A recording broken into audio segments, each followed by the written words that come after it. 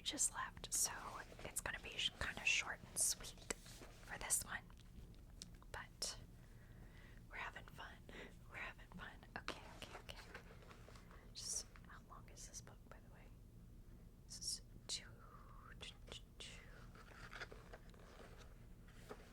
16 chapters. 16 chapters. 16 chapters and 275 pages. So we are on page 39 right now. And yeah, so let's get started. So we are continuing. We're continuing in our chapter of proteins, finishing that up. So we ended with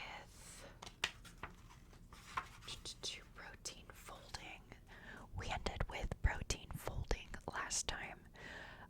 And by the way, this, if you're new to this reading thing, we're on the 4th reading session of this book. So if you missed the last 3, you're gonna want to go back and read or listen to those first, and then come back to this one and continue. So there's 4 so far, all through the same book. Okay, let's do this. So we are on kuru and cannibalism. Kuru and cannibalism.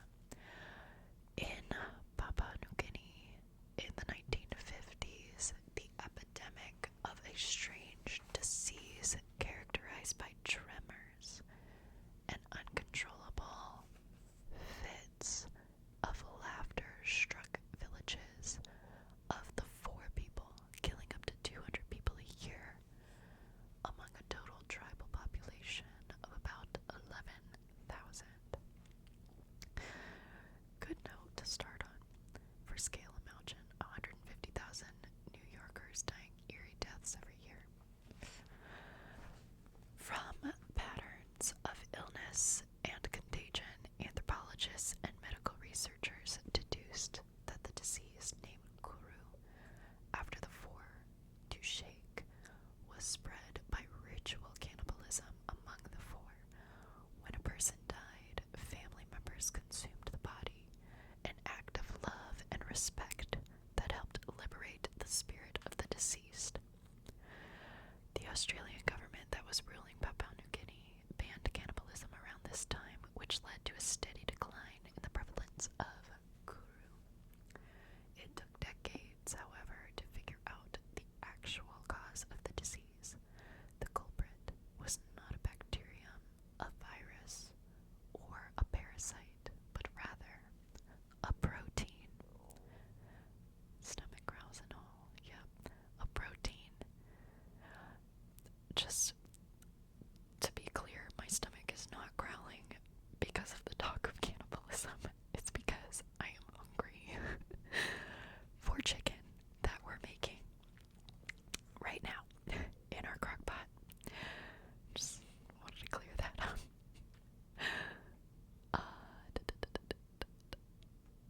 Okay, the culprit was a protein, an unusual protein that doesn't have one unique structure but can adopt one of 2 forms.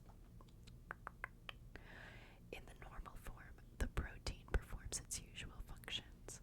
In the misfolded form, it does not.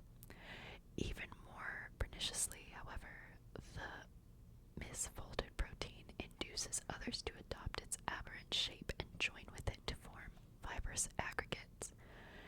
In this way, the deviant protein is infectious, ingesting proteins of the misfolded form, some of which make their way to the brain, induces structural changes in molecules with an otherwise benign amino acid sequence.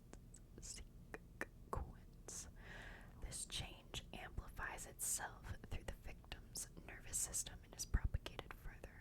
Still, if the victim dies and is eaten by another villager, the chain of events is reminiscent of Kurt Vonnegut's novel Cat's Cradle, in which the fictional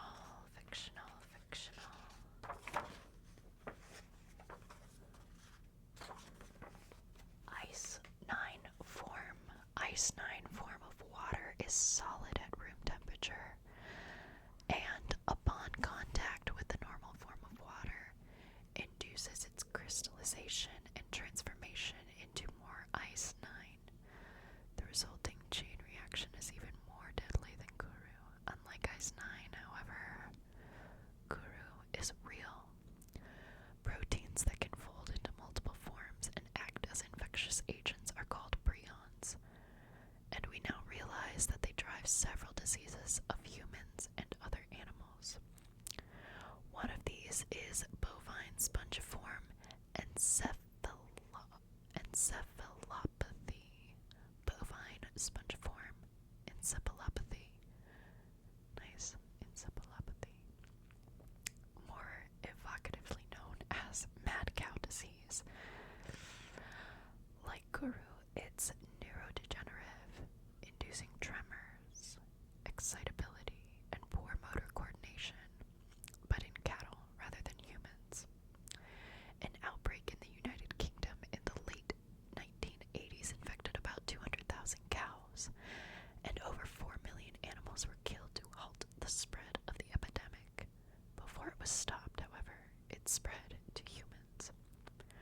Well over 100 people died from the human analog called variant Creutzfeldt-Jakob disease, almost certainly from eating diseased animals. How did the animals get infected? Cannibalism. Meat and bone meal, believed to enhance the animal's growth and productivity as well as providing a use for leftover parts, was commonly fed to farm animals. This livestock cannibalism was banned following these outbreaks in the United Kingdom in 1989, and by now, I swear, the stomach growl is because I'm hungry for chicken. This is a fun one. Okay. Was commonly fed to farm animals. This livestock cannibalism was banned following these outbreaks in the United Kingdom in 1989, and by now, most of the world, at least for ruminants like cows and sheep. Meat and bone meal is, in general, still allowed as feed for other farm animals such as chicken and pigs. The very existence of prions was contentious for quite a while. In the 1980s, researchers led by Stanley Brusner at the University of California at San Francisco, following a decade of work, isolated the infectious agent of scrappy, the sheep analog of bovine spongiform encephalopathy, and identified it as a protein. Their announcement was met with intense skepticism. There is a sense of agency to the actions of bacteria, viruses, and parasites that a simple amino acid chain lacks, and it's understandably hard to imagine it propagating, amplifying itself, and causing disease. Nonetheless, painstaking analysis and the elimination of other possibilities established the reality of the prion hypothesis. Kuru and mad cows aside, prion or prion-like proteins pop up in other major diseases. Most notably, Alzheimer's disease is often accompanied by aggregates of misfolded proteins that resemble those of prion diseases. These aggregates don't seem to be infectious, though. Transferring them from diseased to healthy animals doesn't transfer the neurological symptoms. What the causes and consequences of these protein agglomerates are remains unclear. More generally, there's still a lot left to learn about protein folding and misfolding. What a section to start off on. I swear, the stomach growling could not have come at a worse time. There it is again. So this is what I get for cooking while also doing ASMR. So this is grape juice, by the way.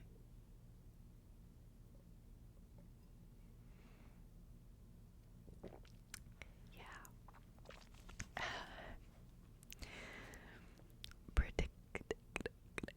Predicting proteins.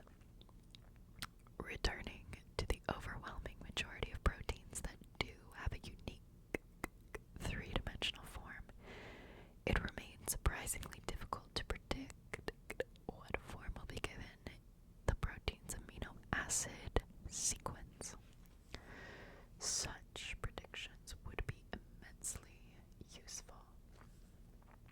Assessing how a potentially therapeutic drug would bind to a range of different proteins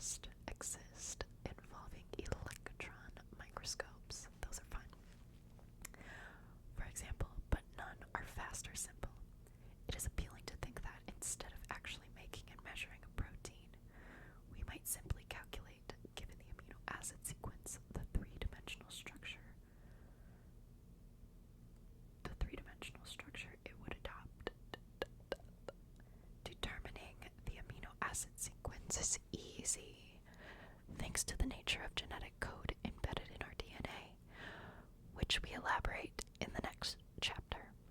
In principle, since we understand the physics of electrical forces in hydrophobic and hydrophilic interactions, we should be able to simply plug the amino acid sequence into a computer program, easy to write, that grinds through the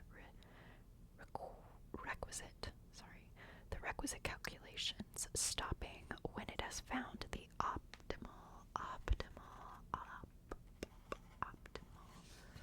folding of the molecular chain.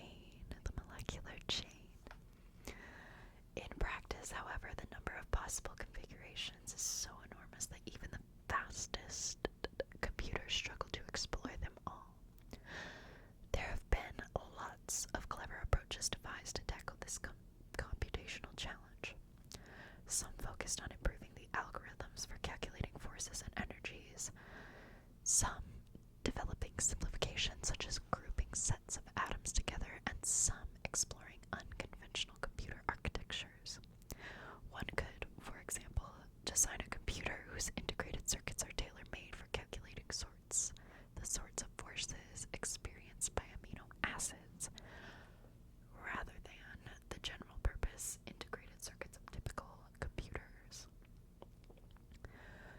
This has been the approach taken by David Shaw, whose focus the fortune he made as an investment manager to commission bespoke supercomputers devoted to the biophysical challenge of protein folding.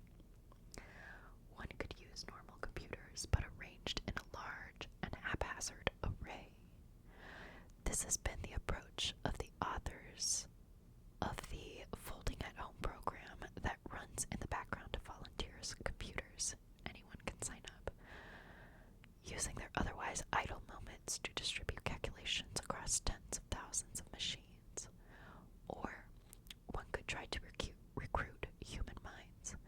This has been the approach of researchers at the University of Washington, who created a free protein folding game called Fold It, in which players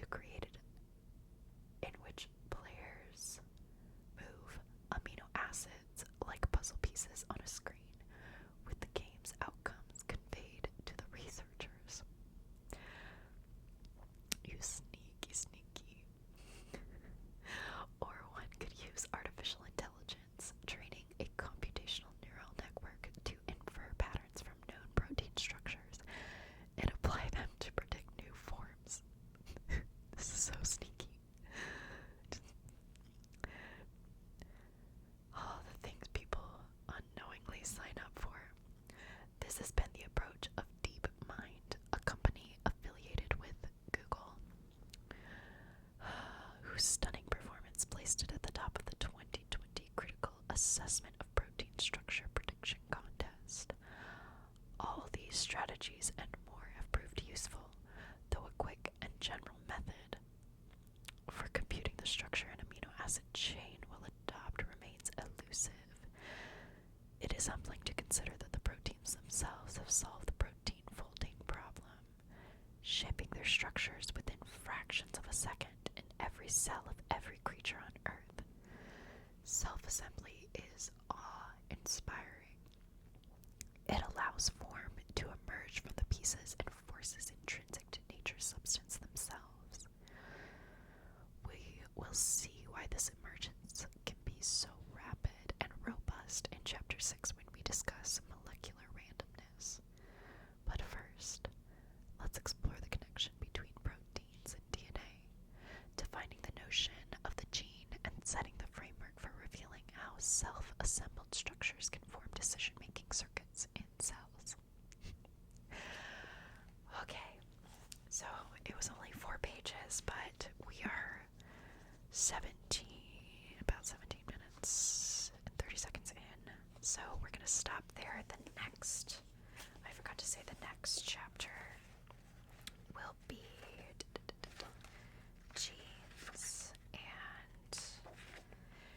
genes and the mechanics of DNA. So there's a little bit more DNA stuff for the people that wanted it.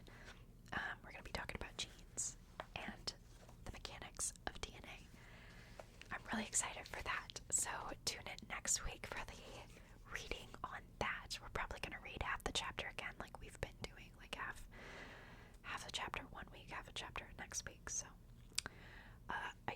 I gotta say, I don't know how far I'm gonna read into this book for you guys because